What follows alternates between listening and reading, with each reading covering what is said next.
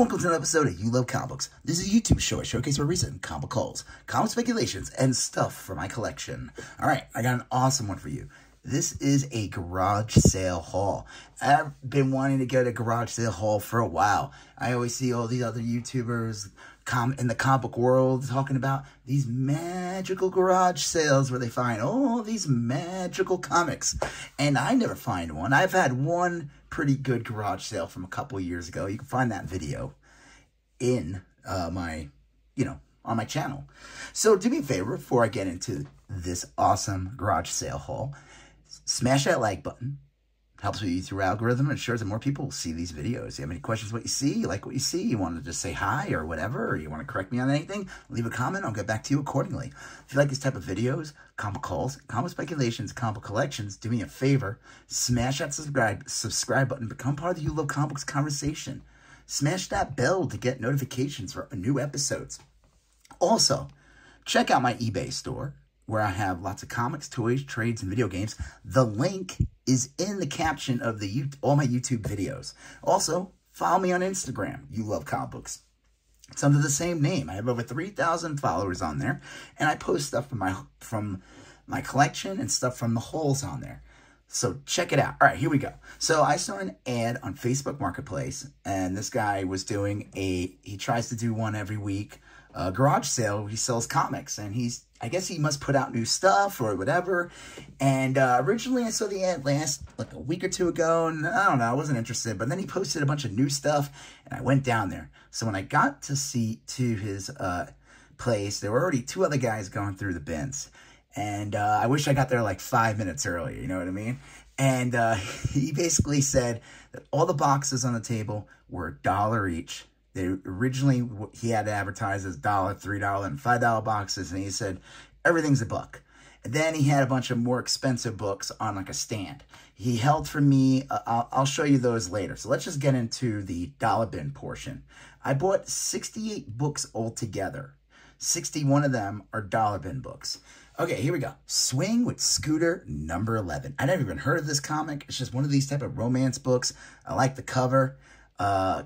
And I figured, why not grab it? It's in like okay condition. It's got clearly some water stains and stuff, but you know, for $1 from 1968, not bad. Veronica number 77. This thing is in like mint condition, which is pretty rare for these type of books. They usually are not in good condition because, you know, people bought kids bought them. People who weren't really big comic collectors bought them to read them. And there's tons of spine ticks usually. They're not in good condition. Dealers didn't think they were collectible at all, so they didn't preserve them. So I think it's a kind of rare to find a, Veronica, Archie, or anything in like mint condition. Archie number 213, 15 cents. This one's from like 1971. Just a bikini cover, and also a culturally insensitive bikini cover. So with Archie books, you want to get, and I think that's Josie on the cover, and she's reading a Josie comic. You want to get bikini covers. I guess this one kind of counts as a bikini cover, sort of. And innuendos and anything else that didn't age well. That's when on the cover. So happy to grab that. And then speaking of a innuendo or a bikini cover, Ronnie, do you watch your figure? No, Betty. I leave that to the boys. Look at these guys just leering at Veronica. This comic is from 1974. This one's in pretty decent condition. All right. This one's awesome. Rock and Roll Comics #1, Guns N' Roses. This is the first print. Rock and Roll Comics basically put out unauthorized biographies on bands. I think they go up to like issue 40. They can get a little bit of value. You can find a lot of them in dollar bins, but like this one could be easily like a $10 to $15 book. It's in decent condition. I would say it's like a fine minus. It's got some. There's like something missing on the back a little bit, a little tear or whatever, but overall, pretty cool. This one I'll probably give to my son, so happy to grab that. Alien Encounters #7. They just have some great covers, and this is from Eclipse. I know there's been a lot of attraction on Eclipse Comics, mostly the Dave Stevens covers and stuff, but you know, I think people are going to be picking up on these other books that have these, like, sexy covers. Ooh. So, happy to grab that. Gru #2, a decent condition comic and newsstand. I figured, why not have Gru 1? Might as well get Gru 2. And, you know, it was in the dollar bin. But again, I'll tell you what I paid for everything in the end. Because well, you'll see. Evil Ernie #2, The Resurrection, with a crazy silver, mirror silver cover. Pretty cool. Happy to grab that. Really nice condition. And then another, like, embossed cover with lots of cool textures. Evil Ernie Revenge #1 with Lady Death also on the background. And, yeah, this thing's, like, you could feel, like, all the ridges on his fingernails and the blood. That's pretty cool. Okay. This one, I don't know why I grabbed. I think it's just because it's, like, a pre-Guardians of the Galaxy, pre-Bendis Guardians of the Galaxy comic. I don't have any of those, and they tend to go for a little more. Anytime I see them in stores, they tend to not have these. I think they were just, like, under-ordered around this time. It wasn't until Bendis took over, I think in, like, 2012 or whatever, and that was really to, like, get people excited about the movie that came out in 2014. But Guardians of the Galaxy was kicking with the Annihilation storyline and everything since, like, 2006. And some of those books tend to go for a decent amount. They're just hard. I never see them in stores. So I figured, why not grab it? It's not worth anything, though, which is fine, though. There's nothing wrong with that, right, guys? Quasar #29. This is the infamous pregnancy cover with awesome Greg Capullo art. So that's pretty cool. Ghost Rider #1, Legacy 247. This one has, here, I'll just show you guys real quick. This has a cool wraparound cover. So that's pretty awesome. Okay. Let's get the ball rolling. Black Cat #3, Virgin variant.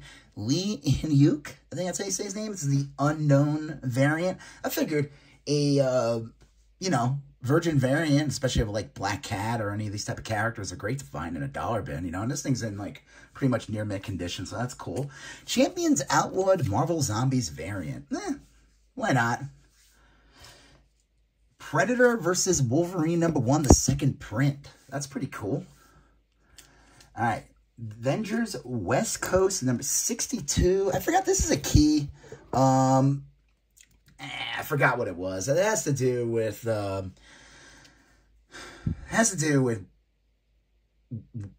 Scarlet Witch or something. This book was big for a while, but I think it's died down a bit, especially with everything going on with Marvel.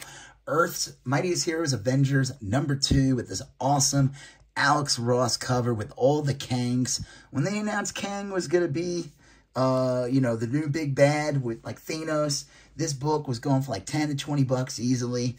I figured, why not grab one? I have one. I think I paid 10 a couple years for. And, you know, it's like, sometimes it's funny. I'll see, like, a book I paid a lot of money for, and then I get it in a dollar bin again, and I'll be like, it makes me feel better about buying that expensive one. I don't know. This is kind of stupid, but it's an awesome cover.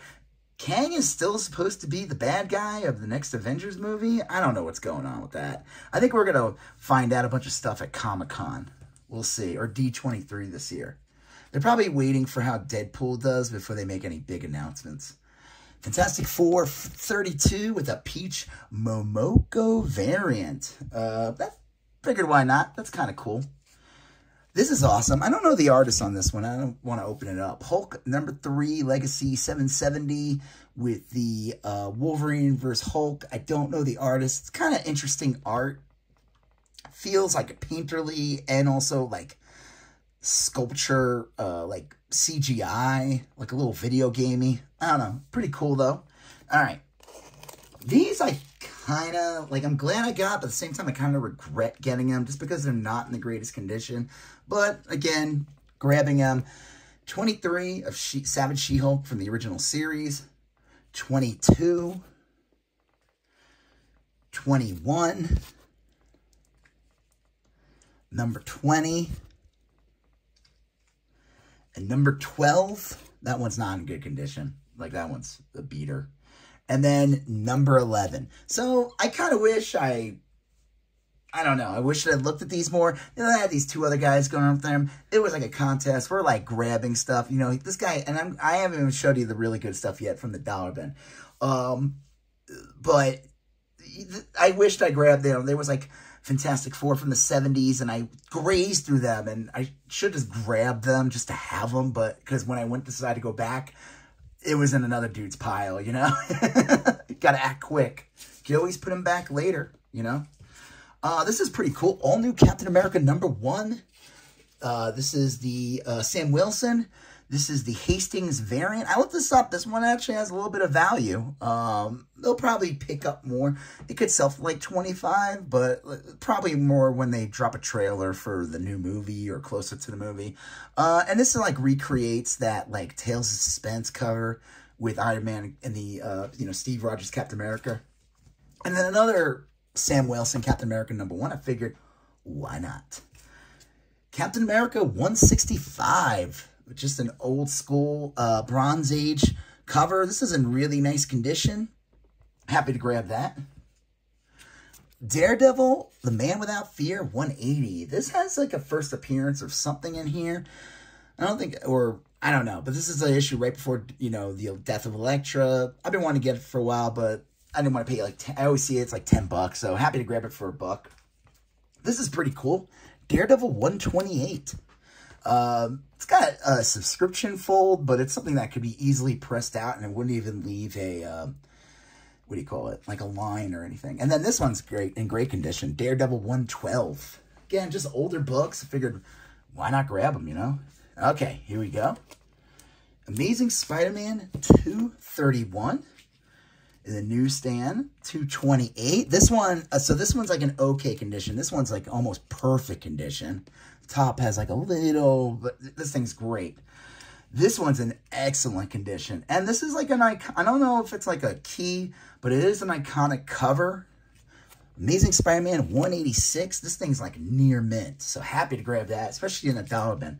This one looks great in the front. This is Amazing Spider-Man 384, but the back cover is missing like a chunk of this, like this big on the back. But whatever, happy to get this either way.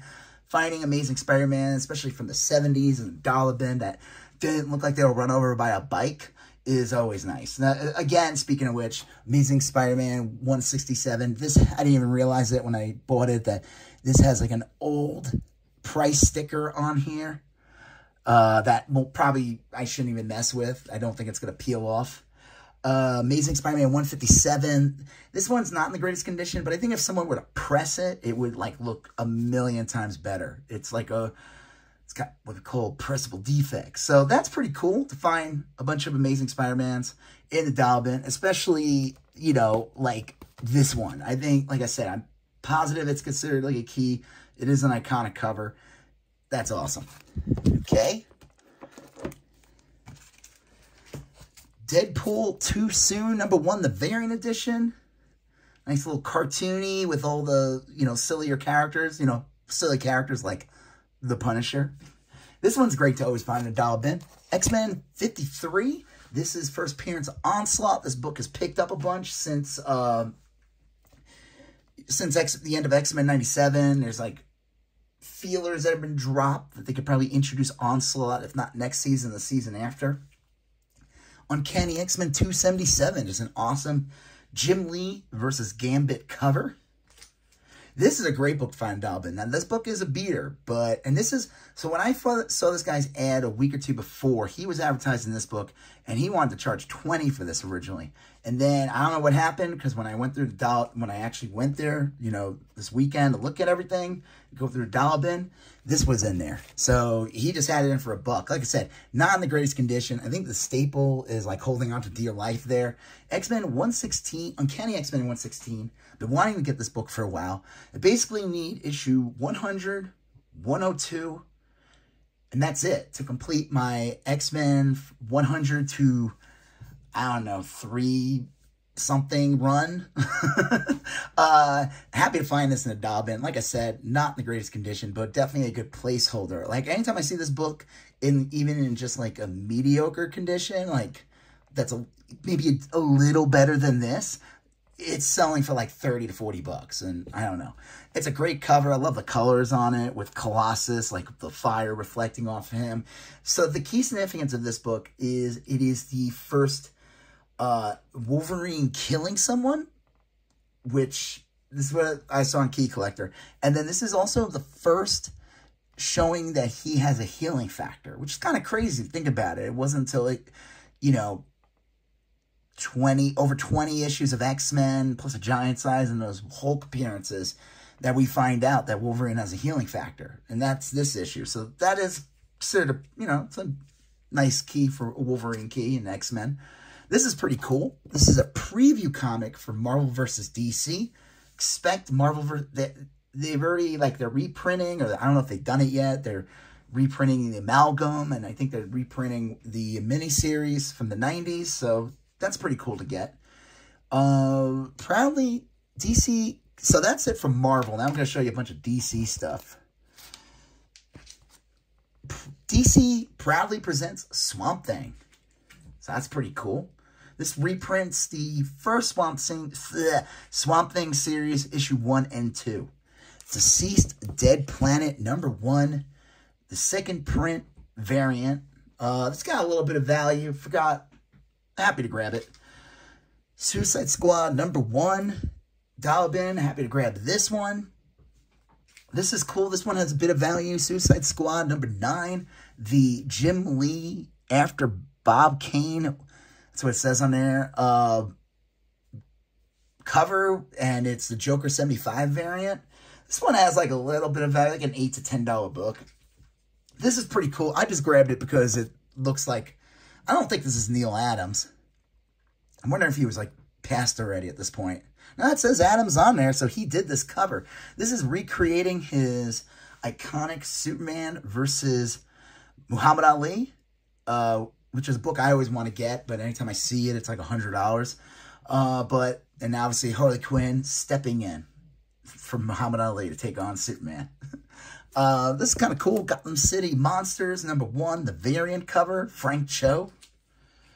This is a great one to find in a dollar bin, or just find even for like cheap in general. Legends #3, first modern appearance, I guess, of the Suicide Squad. Or like this leads into that Suicide Squad series in the 80s, and this kind of sets the tone of the Suicide Squad that we got in the later series, like the ones I just showed you with New 52 and Rebirth, and obviously the movie. So that's a pretty cool book to get. Batman the Animated Adventures #2. That's pretty cool, finding a dollar bin. Okay. Brave and Bold #118. It's an okay condition, but I figured an early 70s Joker cover with Wildcat and the Batman. So that's just a cool cover. I don't think it's considered a key or anything, but it's still a good one to get. This one's a key. This is the first appearance of a character, and I totally forgot. I was going to look it up. I looked it up, and I forgot the name of the character. It is a minor character or whatever that I've heard that name get dropped. It's in decent condition. Brave and Bold #95. So that's not bad. This is just fun to get. World's Finest #135. You can see that big subscription increase line, but I mean, what year is this book from? And the whole thing about World's Finest, like, they don't go for much. There's a couple of keys and stuff in there. I just don't want to find that Batman slapping Robin. That one is a good one. That's actually, I think, a little later or something. So this is from 1963. Oh, look at that. I mean, it's still not bad. I mean, you got this line on here, but you get the art and everything, and with the white at least coming in kind of breaks that subscription increase. So happy to grab that. That's pretty cool. Detective Comics, Batman #674. Key significance of this is, well, it's first appearance of these characters that no one cares about, but this is a DC Universe logo variant. This is like, I mean, there are Mark Jewelers in the DC Comics. I think they're harder to come by. I don't know. I have like one Batman I found. But I consider the DC Universe logos the Mark Jewelers of DC collecting. You like that? You like that? You guys can use that if you want. But if anybody says, where'd you come up with that idea? You tell them you love comic books, told you. Batman Detective Comics 458. This thing is in like perfect condition from like mid-70s or whatever. I mean, I literally got just for that. It's like clean. Look at that. The white on it. It's pretty damn good. Like, that's a nice copy of that book. Batman 497. I figured, why not grab one? You know, it's a key book. It doesn't go for a crazy amount, but this is the one where Bane breaks Batman's back. This is a good one. They only had one, so I grabbed the one. Batman 407, Year 1, Part 4. That's a great book to find a dollar bin. This is also a great book to find a dollar bin. Batman 400. That's cool. All right. Batman 372, which is a fun, death. It's just a weird cover with Batman getting punched out by some random dude with death counting him out. This is a good one. Batman 316. And these are in nice condition. Batman 316, guest starring Robin. I guess, I don't know, maybe Robin wasn't in it that much around this time period. But that's a pretty cool book to get. I don't think this is a key or anything, but that is a great cover. Happy to grab that. This is a key. I was shocked to see this. This book used to go for a lot more. I think it's calmed down, but I don't know. I see people selling it on eBay for still a lot of money. Firestorm, the Nuclear Man, #3, first appearance of Killer Frost. I mean, that's a great book to find a dollar bin. Now, it's got a little bit of, you know, bends down there.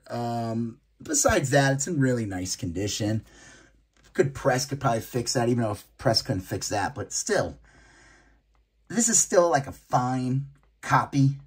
If not, you know, yeah, probably that.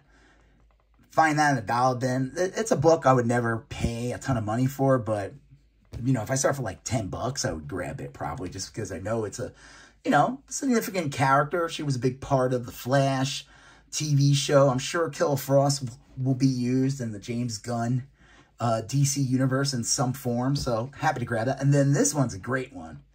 Now, this one has basically an almost detached cover, but it looks great.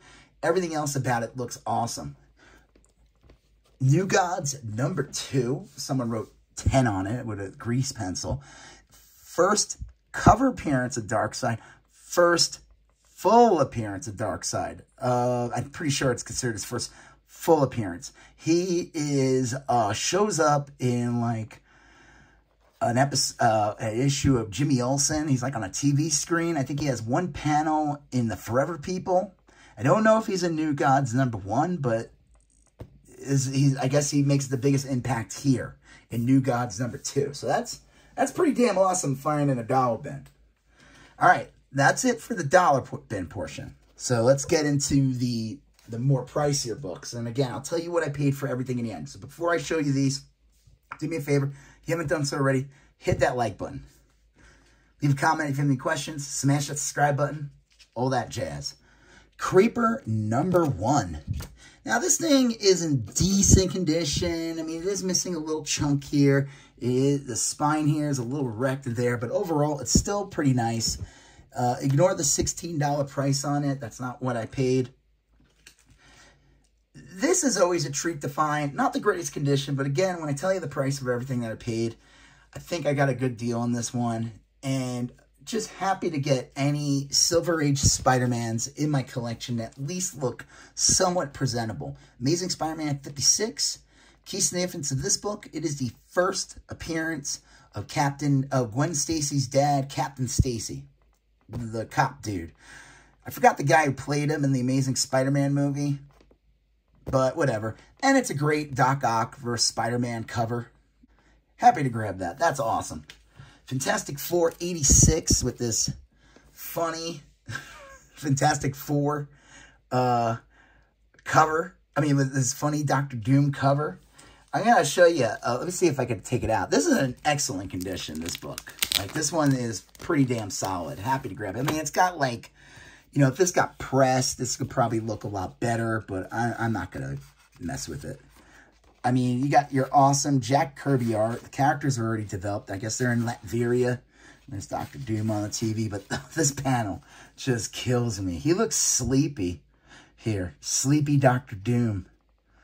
You know, we're 86 issues into this series. Dr. Doom's getting tired of fighting the Fantastic Four. So that's awesome. Happy to grab that. I don't know what the 52 is for this. I don't know if that was like a price tag or something, but this is a great one. Fantastic Four 75 with this awesome red iconic cover with Galactus' head looking all kind of like with Silver Surfer going by, and Galactus is like, "What are you doing? What are you doing, man? Get out of here." This thing has like unfortunately, has detached cover on the bottom. It's got a little chunk missing. But again, happy to grab this. It still looks great in the bag. Still looks great in the Mylar. All right, last two. Fantastic Four 61. I thought I always had this book, but I don't. Happy to grab this, though. Key significance of this book. I don't think it's considered a key or anything, but this is the first of this ugly Sandman costume that he wears, I think, all the way through to the 70s. And it's a cool cover anyway, regardless of that ugly costume. Like, wouldn't the Human Torch, like, wouldn't he lose his flames under the sand? Like they would show, like, a little bit of Johnny here, like, normal. And, I don't know, whatever. I'm not a scientist. And then the last one, this one's great. This one's in nice condition. I'd say it's like a 6.0 maybe. I don't know. Not a professional grader, but Fantastic Four 53, second appearance of Black Panther, second cover appearance of Black Panther. There he is right there. First appearance of Claw, Ulysses E. Claw, I think his name is. And first appearance of Black Panther's dad. First appearance of Vibranium. Happy to grab this. Obviously, 52 would be a better book. Now, this book has, the weird thing is, the clearly was a staple holes here, and there's still a staple here. So there's no staple there. It didn't go through the book. It's only on the cover for some bizarre reason. Someone did that in this book's over 50-year history. I could remove it, but I think I'm just gonna let it ride. That, like I said, it doesn't go through the book. It's in really nice condition. Happy to grab that. Okay, so I paid altogether, including all those dollar bin books, 68 books altogether. I think 68. I paid $125 in cash for these. Now, you can tell me if I got a good deal. I think there's a couple of dollar bin books that I kind of like went, I wish I didn't get them, but I feel like with getting this and, you know, getting this and finding this and that X-Men book and these, you know, these old Fantastic Four books. He had other Fantastic Four books, but I don't know. It was hot out. I didn't want to go over 125. And like I said, there was some stuff I wish I got that other people, that I should have hesitated, or stuff I didn't get there in time. Like, they put out this new box, and there was this, like, little guy who got to it first, and I see him going through it, and he's like, I'm like, no, skip that one. Don't grab that one. Skip it. You don't want it. Oh, he grabbed it. That's the way it works, guys, you know? Early bird catches the worm. So, yeah, I think this was a great haul, technically garage sale. Lots of big books I've been wanting to get, and lots of little books, and I know I could like pass on, put in my eBay store and make my money back and maybe a little more, but like this stuff is not going anywhere. Like these things, I treasure these. I'm happy to have these. You know, even like this Spider-Man that's not in the greatest condition, but happy to grab it anyway. So yeah, if you like this video, do me a favor, smash that like button. If you have any questions when you saw it, when you comment, etc., leave a comment, and I'll get back to you accordingly. If you like this type of videos, comic calls, comic speculations, comic collections, comic mystery boxes, all that jazz, do me a favor, smash that subscribe button, hit that bell to get notifications. You're going to see a previous video here. You're going to see a previous video there. You're going to smash that subscribe button. I'll talk to you guys later. Have a good one. Bye-bye.